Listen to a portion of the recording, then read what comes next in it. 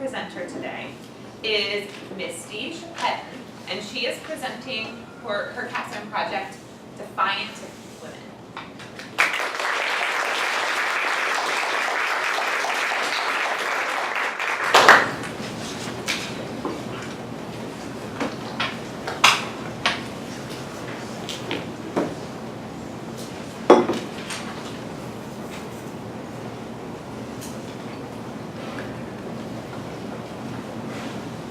Good afternoon. Thank you all for coming today. Last semester, I took American Literature to 1900 with the one and only Dr. Hanrahan. Dr. Hanrahan introduced our class to the sassy and satirical writing of Fanny Fern. 2 days after the assigned reading, I found myself in the Scarborough Library searching for Fern in the reference catalog. I found Fern leaves from Fanny's portfolio. And that night, as I read through the collection, I was in complete awe of the subversive, witty female protagonists found in many of Fern's articles. For anyone here who may be unfamiliar with Fanny Fern was the flowery, feminine pseudonym of Sarah Willis. Willis was born in 1811 and spent most of her childhood in Boston. Willis was predominantly a newspaper columnist for several publications, including the New York Ledger. In addition, Fern wrote 2 novels, a novella, and several children's books. What began last semester as solely an exploration of the radical writing of Fanny Fern is now an expanded and revised project which illustrates the defiant and unconventional female heroine not only in Fern's more daring and controversial articles, but also found in Mary E. Wilkins Freeman's Old Woman Bagoon and The Awakening by Kate Chopin.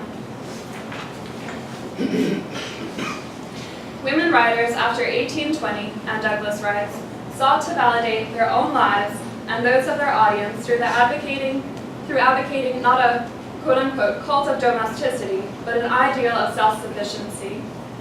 The female protagonists, like their authors, reject the restrictions that circumscribe their lives. In rewriting The Scribbling Women, Nina Boehm credits Chopin and Freeman, as well as Charlotte Perkins Gilman, Elizabeth Drew Stoddard, and Sarah Orne-Jewett as women writers that resisted the suppressive male-dominated literary world and revolutionized and greatly widened the literary canon.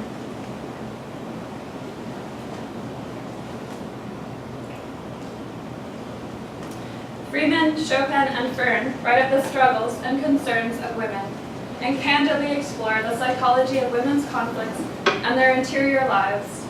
While their stories and characters differ greatly, all convey, through their narratives, the radical message that women yearn for autonomy.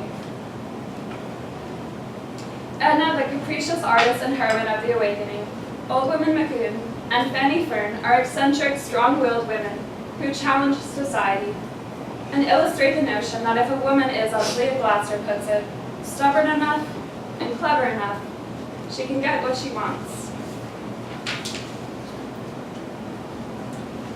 This here is an excerpt from the Fern section of my paper. Pretty lighthearted. In Hungry Husbands, Fern advises women to keep their husbands, quote, well-fed and languid, end quote. If they feed him well, he will stay contently in his cage like a gorge anaconda. Fern encourages women to be spry and gently, or not so gently, manipulate their husbands. A man is predictable in the sense of him having a sharp tongue and not a drop of patience when his stomach is hollow. But when he is well fed, he forgets himself and slips into a state of complacency. Fern insists that if a wife desires a new bonnet or a trip to the mountains, she needs only to wait until the quote-unquote beast is fed. For when a man is partially comatose after a sumptuous meal, he is likely to be very agreeable. Fern suggests that the act of manipulating their husbands would ironically empower them. Fern offers a social rather than merely individual solution. She offers advice on how to manage husbands and inspires women to defy convention. In A Law More Nice Than Just, Fern argues that it is preposterous that a woman can find herself locked behind bars for wearing trousers. In her characteristically facetious tone, she states that men create the most taxing superfluous laws. Wearing trousers is a matter of practicality, but by no sense a crime. Fern begs the question, is the law in itself not lawless? Fern was merely reflecting the social reality and conveying how women had to develop tactics in order to endure their societal status. Fanny Fern was in many ways out of place in 19th century America, at a time when the quote-unquote cult of the lady urged women to be gentle, feminine, and submissive. Fern's writing was satirical, outspoken, polemical, even outrageous, writes Joyce Warren. The rebellion of female characters against the patriarchal structure denotes distinct feminist literature. Fern and Old Woman Bacon embody female assertion and sensibility. Old Woman Bacon is said to have a curious authority over most people when she chose to exercise it, and it was she who coerced the men into constructing the bridge. While Fern often used humor to illustrate her own ideology of individualism and gender politics, Freeman's Old Woman Bacon and Chopin's The Awakening are darker pieces that portray the desolation and futility of a woman's position in society. Both stories end with the death of a young, beautiful woman, which of course poets say is poetic, but what it truly indicates is how threatening and limiting society was, or is.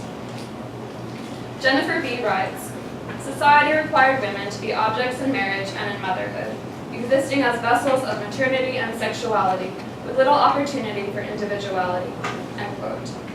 Most women didn't have self-ownership. They were the property of their husbands or their fathers. Old Woman Bacon acutely attempts to protect Lily from the menacing ways of men. In a time when spinsterhood was considered a social anomaly to be avoided at all costs, Old Woman Bacon desperately desires to prevent boys and men alike from courting her granddaughter. It is plain that Old Woman Bacon doesn't want Lily to draw any male attention, and she painfully frets while Lily is gone, for she believes Lily is vulnerable to the whims of men. When Lily returns with a box of candy, Old Woman Bacon's face is described as, quote, one upon whom a long-anticipated blow had fallen, for she knew that while she sought to prevent Lily from becoming an objectified male fancy, she understands it is inevitable given societal conditions. She resents the social reality and fears she has irretrievably lost Lily to the clutching talons of men. And the candy Lily brings home is of course symbolic of the matrimonial deception. Marriage and men may seem alluring like candy, but both are pernicious.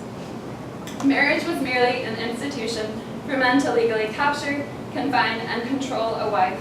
Old Woman Bacon believes letting her granddaughter ingest the poisonous nightshade berries is merciful, considering the alternative. She would rather see Lily die than to be married off to Jim Willis. Lily, like Edna, is a tragic victim of the depraved ideology of the patriarchy. They are perceived as valuable property, not as autonomous individuals. They are powerless in a man's world. Although Nelson Barry had nothing to do with Lily's upbringing, aside from conception, she is somehow his property he can sell to pay off his gambling debt.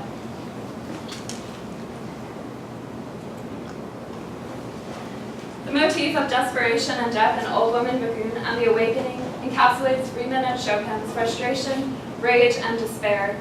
Margaret Strange writes, self-ownership is central to 19th century feminism. Self-ownership connoted a woman's right to have possession over her own fully realized human identity.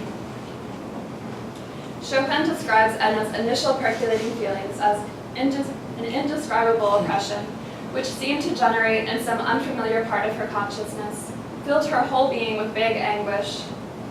As time passes, Edna begins to feel more and more restricted in her, quote, mother-woman role. Chopin writes, Edna was beginning to realize her position in the universe as a human being, and to recognize her relation as an individual to the world within and about her. Edna's new consciousness makes her ill-suited for the limited female roles in society. When Leonce becomes concerned over Edna's peculiar moods and behavior, Edna's father offers him advice. He tells Leonce that authority and coercion are the only ways to manage a wife. Edna's father believes a man used to preserve his power and to be a dictator in the home. Edna relishes the role reversal that takes place as she sketches his portrait. She commands him to be still and silent, and he sits, quote, rigid and unflinching. Gray writes, in this fleeting sketching session, Edna symbolically shapes and controls the kernel through her art. simultaneously rejecting the hailings of patriarchal ideology and advocating the artistic fulfillment encompass an alternative discourse, the ideology of the, quote, artist woman, close quote. Endless break from familial ties and convention lead to unsustainable solitude due to lack of societal support. Her struggle for autonomy leads her down a path of isolation rather than liberation. Both The Awakening and Old Woman Magoon are cautionary tales.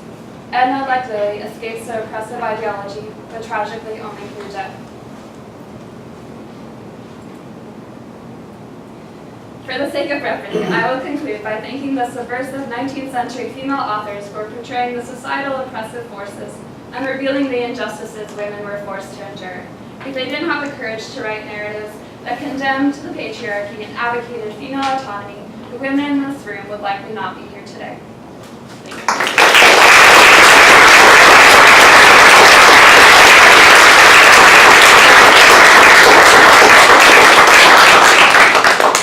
Questions or comments for Misty?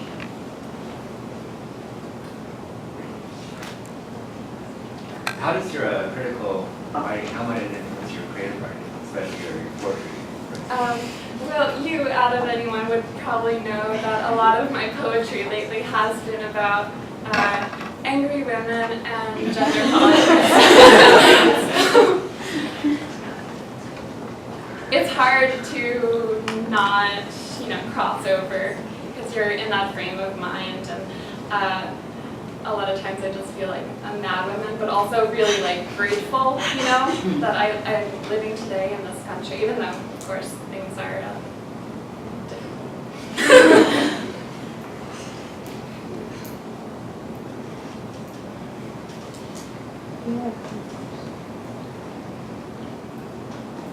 Kylie.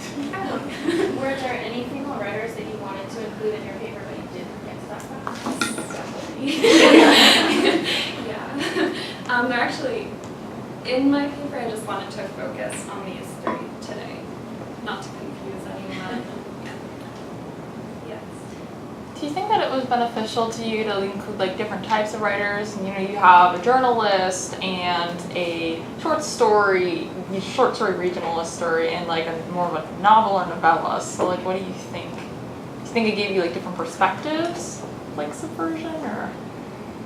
Well, I liked the idea of, it started with Benny Fern, and I was going to include Ruth Hall, but then I was trying to have more of a, singular focus, because it could go in so many directions, and I really just wanted to focus on female autonomy. Yes. Looking back at the years you spent in the English department, what would be your main takeaway looking at? That's a tough question. I would have to think about that. Us introverts need time to.